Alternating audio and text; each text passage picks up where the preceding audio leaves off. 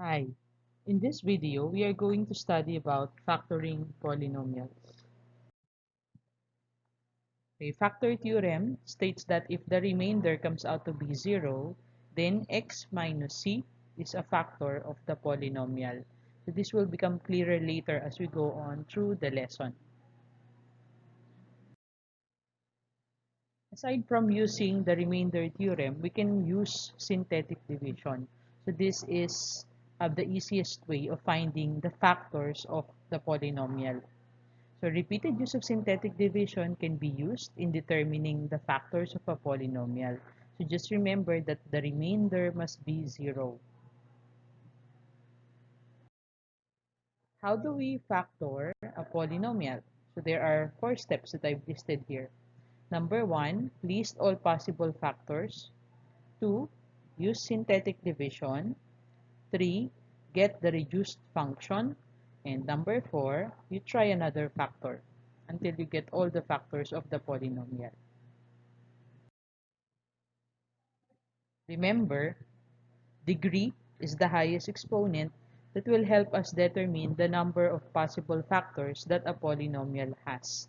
So in the example number 1 that we have here, in this example, x squared plus 4x plus 4 has 2 factors because the highest exponent, which is 2 here, is your degree.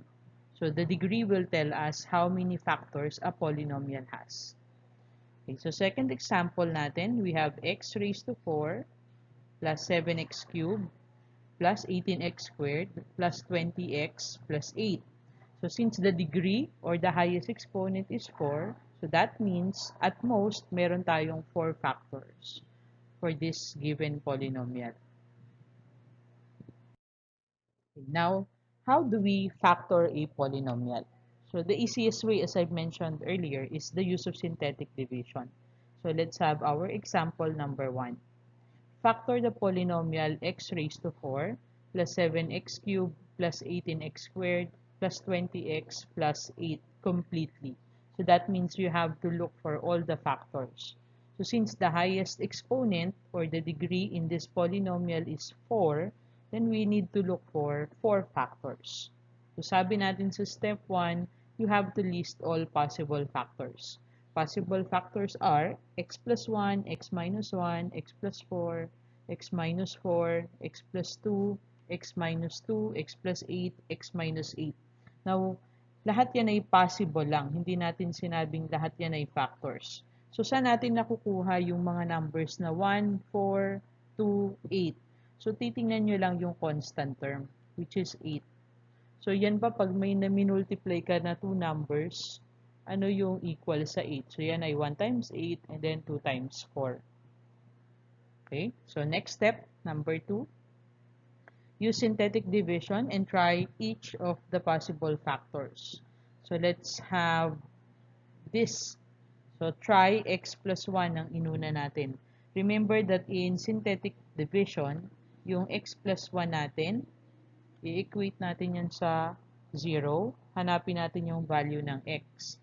So using x plus 1 equal to 0, transpose nyo si positive 1, kaya nakuha yung negative 1 dito sa side na to. And then, you get all the numerical coefficients from the polynomial. So, yung x raised to 4, meron yung numerical coefficient na 1. 7x cubed ay 7. 18x squared is 18. 20x is 20. And then, positive 8. Kaya yan nandyan. Okay. So, next step is to bring down positive 1. Yung nandito. Lagi yung unang ibababa. So, bring down 1. Then multiply negative 1 times 1. That will give us negative 1. Then 7 minus 1 ay magkaiba ng sign. So you subtract, copy the sign of the bigger number. Kaya nakuha yung 6. And then negative 1 ulit times 6. That will be negative 6. 18 minus 6. Magkaiba sila ng sign. Subtract, copy the sign of the bigger number. Kaya positive 12. Sunod, negative 1 ulit times 12 is negative 12. 20 minus 12 is 8. subtract dahil magkaiba ng sign. Copy the sign of the bigger number, kaya positive 8. And then negative 1 times 8 will give us negative 8. 8 minus 8 is 0. So, that means x plus 1 is a factor. Bakit? Yung kanyang remainder is 0. So, sunod nating hanapin or gagamitin sa synthetic division natin is yung mga numerical coefficients na nandito sa baba. Yung 1, 6, 12, and 8. Kukontinue lang natin. So, try natin yung ibang possible factors gamit yung 1, 6, 12, and 8. Okay, let's try x minus 2.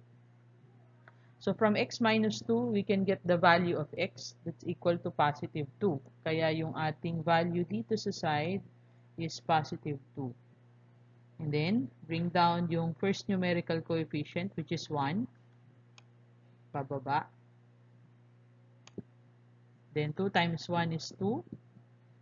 6 plus 2 is 8. Kaya nakuha yung positive 8 dyan. Then 2 times 8 is 16. Then 12 plus 16 is 28. Pareho kasi sila ng sign, kaya i-add nyo yung number. Then 2 times 28 is 56. Okay, so tingnan nyo rito, 8 plus 56 is 64. Merong remainder. So hindi siya factor. X minus 2 is not a factor. So we have to look for another one. Gagamitin pa rin natin itong reduced function. Let's try x plus 2. So, kung ito yung factor niya, x plus 2, gagamitin natin siya and then get the value of x. So, from positive 2, magiging negative 2. So, bring down 1. Negative 2 times 1 is negative 2. 6 minus 2 is 4. Negative 2 ulit times 4 is negative 8. 12 minus 8 is 4. Then negative 2 times 4 is negative 8. So 8 minus 8 is 0. So dahil 0 yan, yung ginamit natin na x plus 2 is a factor of the polynomial. And remember, sa synthetic division, babawasan nyo yung x cube ng isang degree, ng 1, then you will get x squared plus 4x plus 4. So, ito naman yung gagamitin natin para makuha yung susunod na mga factors.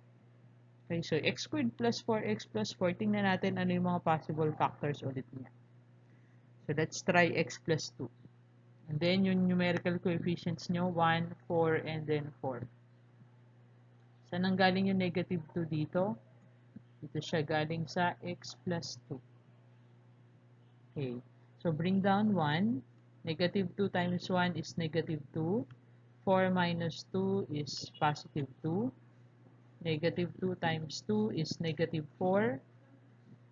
4 minus 4 will give us a remainder of 0. At dahil 0 na naman to, ang kanyang remainder, ibig sabihin nun, si x plus 2 is a factor of the polynomial. Okay, ngayon, may naiiwang dalawa na lang dito sa baba. So, itong dalawang to is a binomial din. So, pag sinulat natin yan from x squared, galing siya dito, babawasan natin ng isang exponent dun sa x squared, magiging x plus 2 na lang yung natitira. Kaya, galing siya, looking at the arrow dito, x plus 2 is also a factor. So, nakakuha tayo ng 4 na factors na. So, a 4th degree polynomial, yung polynomial natin kanina, has at most 4 factors. And what are those factors? Yung x plus 1, x plus 2, x plus 2, at yung x plus 2 na nandito sa dulo. Dun sa na-solve natin earlier. So, we can say that p of x is equal to x raised to 4 plus 7x cubed plus 18x squared plus 20x plus 8 is equal to the p of x is equal to x plus 1 times x plus 2 times x plus 2 times x plus 2. So, ito, na mga factors, pwede natin siyang isulat ng mas maikling form, lalo na kung paulit-ulit lang yung x plus 2. So, x plus 1, pareho lang yan, Yung x plus 2, tatlong beses inulit, kaya may 3 na exponent dito. Tawag dyan ay multiplicity.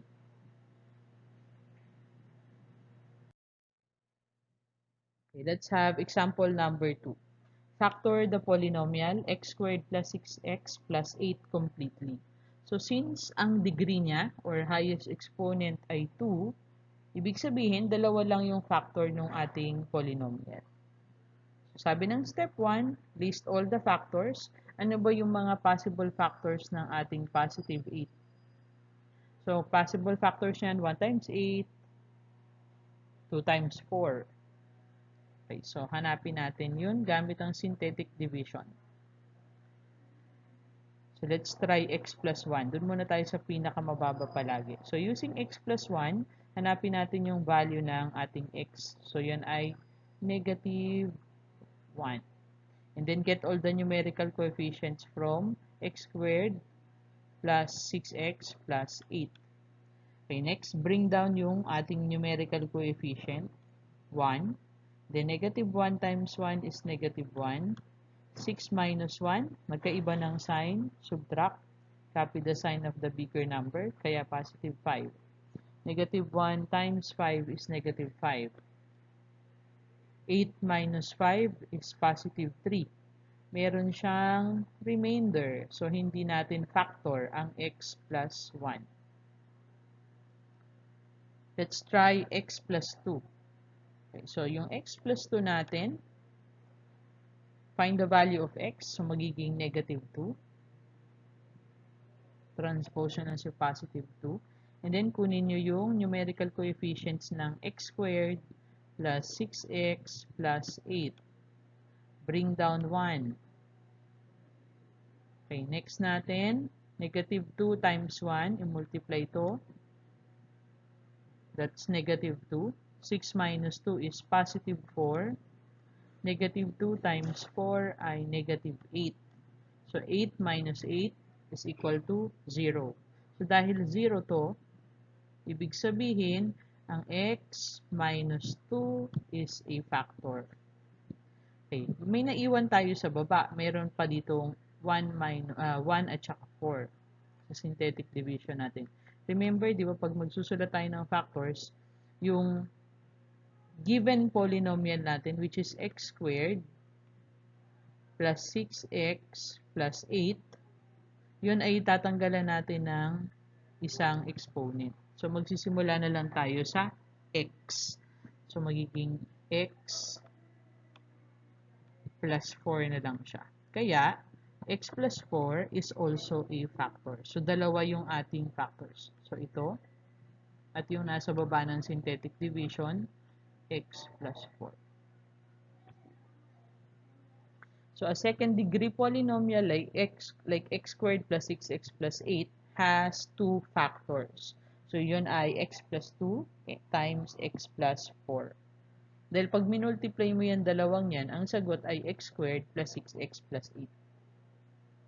We can say that p of x is equal to x squared plus 6x plus 8 ay equal siya sa p of x equal to x plus 2 times x plus 4. Example number 3. Factor the polynomial x cubed minus 7x plus 6 completely. So, pag titingnan nyo yung polynomial, meron siyang kulang. Nawawalan siya ng x squared. Okay, so, you have to check yung powers ng ating polynomial. So, dapat yan ay laging pababa. So, 3x cubed, x squared, x, and then the constant term. So, how do we factor? List all the possible factors of 6. So, tingnan natin dito. Saan ang galing yung x plus 1, x minus 1, x plus 2, x minus 2, x plus 3, x minus 3. So, from 6, ang factors ng 6 natin, constant term ay 1 times 6 or pwede ring 2 times 3. So, magkakaroon lang ng changes doon sa mga sign. Either plus or minus. And sinabi lang naman dyan, possible pa lang. Hindi pa natin sinabing sure na yon. Okay? Number 2, use the synthetic division and try each of the possible factors. So, try natin ulit yung pinakamababa. Try x plus 1. So get the value of your x from x plus 1. So that will give us negative 1. Then get all the numerical coefficients from x cubed, x squared. Dahil 0 yung x squared natin wala. So the numerical coefficient is 0. Then negative 7 from negative 7x at saka positive 6. Sunod na step, bring down 1. Negative 1 times 1 will give us negative 1. At dito, 0 minus 1. 0 minus 1 is equal to negative 1. And then negative 1 times negative 1 is positive 1. Sunod, negative 7 plus 1 ay negative 6. Magkaiba sila ng sign. Subtract. Copy the sign of the bigger number. Then negative 6 times negative 1 will give us positive 6. And then 6 plus 6 is 12. Dahil may value to, may remainder, hindi factor si x plus 1. So, tatanggalin na natin siya sa mga choices natin. Let's try another factor. So, try x minus 3. So, from negative 3, change natin siya to positive 3. So, that's the value of x.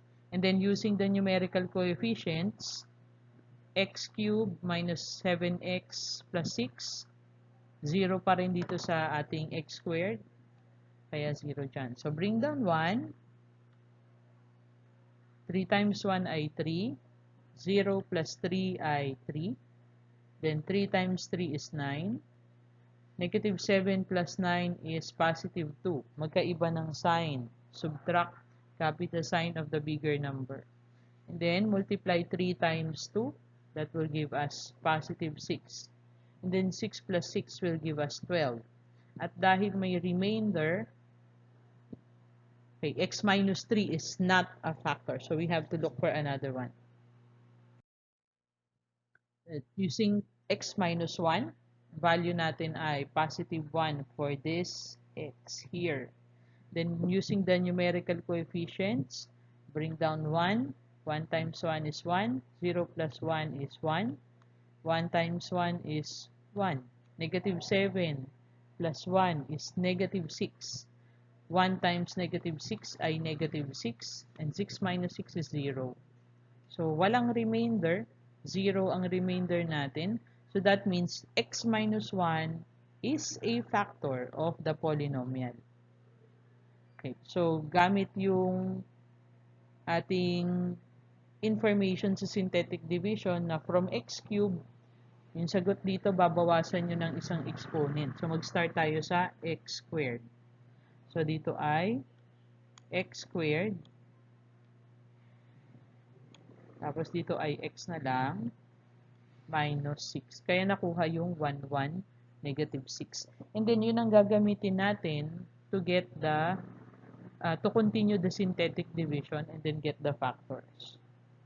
So, try natin yung x plus 2 using 1, 1, negative 6. So, bring down 1.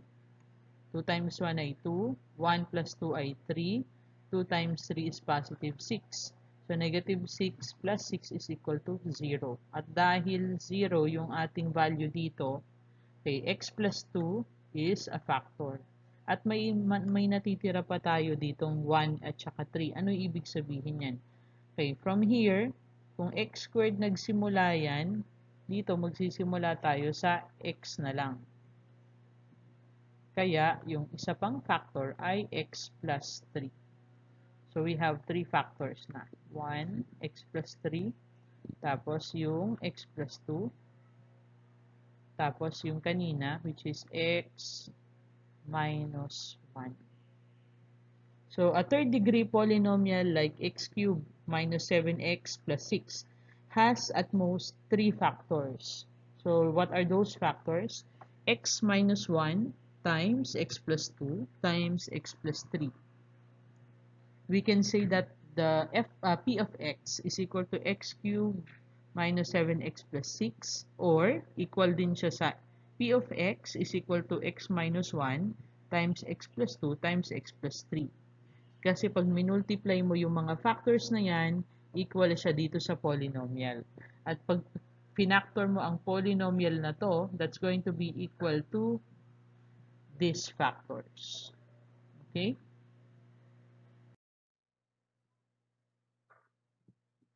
Last example natin. Okay, you have x cubed minus 2x squared minus 5x plus 6. We have to factor this completely.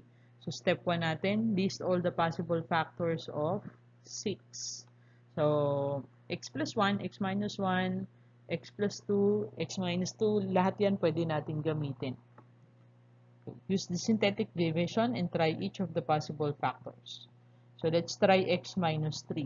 So nung ginamit natin yung x minus 3, sa synthetic division, nakuha natin value ng x is positive 3. Using the numerical coefficients ng 1x cubed minus 2x squared minus 5x plus 6. Okay, let's look for the factor. Let's find out if x minus 3 is a factor or not. So bring down 1. 1 times 3 is 3. Negative 2 plus 3 is positive 1. 3 times 1 is positive 3.